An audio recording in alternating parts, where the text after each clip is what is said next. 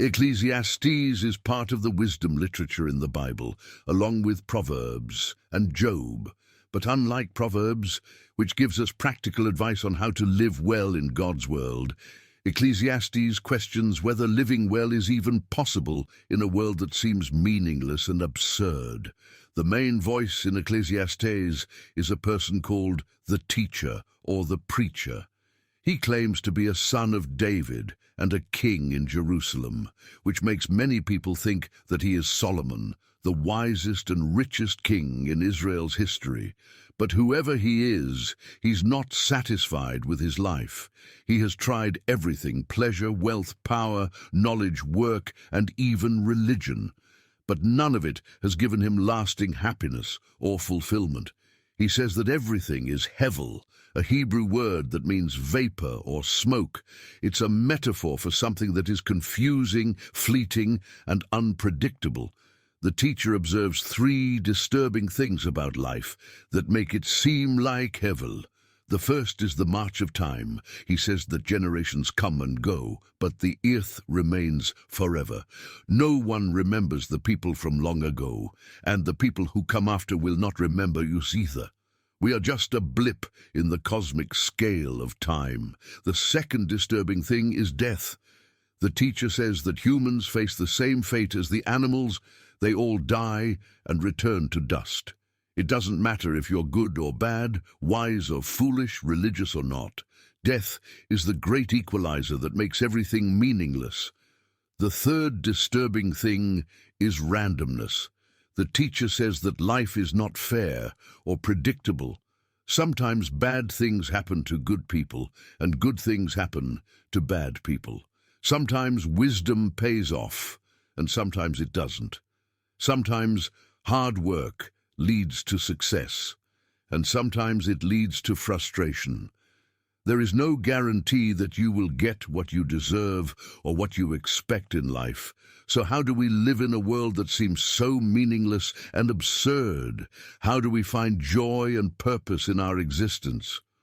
Well, the teacher has some surprising wisdom for us. He tells us to focus on the present moment and to enjoy the good and bad things that life offers us.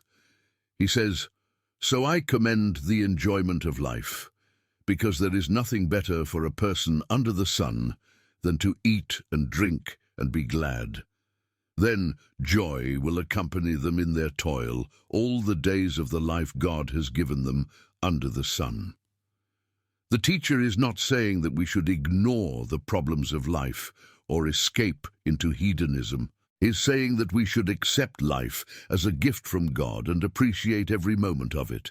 He is saying that we should find satisfaction in our work, our relationships, our hobbies, and our faith. He is saying that we should live with gratitude, generosity, and humility. But there is more to Ecclesiastes than just the teacher's voice. There is also another voice, the voice of the author who introduces and concludes the book. The author tells us that he has collected and arranged the teacher's words for our benefit, and he gives us his own perspective on the meaning of life. He says, "Now all has been heard. Here is the conclusion of the matter.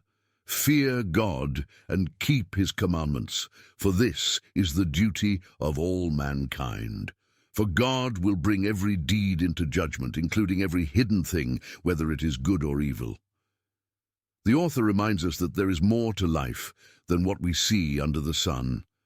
There is also a God above the sun, who created us and loves us, and he will hold us accountable for how we live our lives. He will reward those who fear him and obey him, and he will punish those who ignore him and rebel against him. So Ecclesiastes gives us two perspectives on life, one from under the sun and one from above the sun. And both are important for us to consider as we seek to live well in this world. I hope this video has helped you understand Ecclesiastes better and inspired you to read it for yourself. Please let me know what you think in the comments below. What do you think is the most disturbing teaching of Ecclesiastes? What do you think is the most surprising teaching? How can we apply the wisdom of Ecclesiastes to our lives today? Thanks for watching, and I'll see you next time.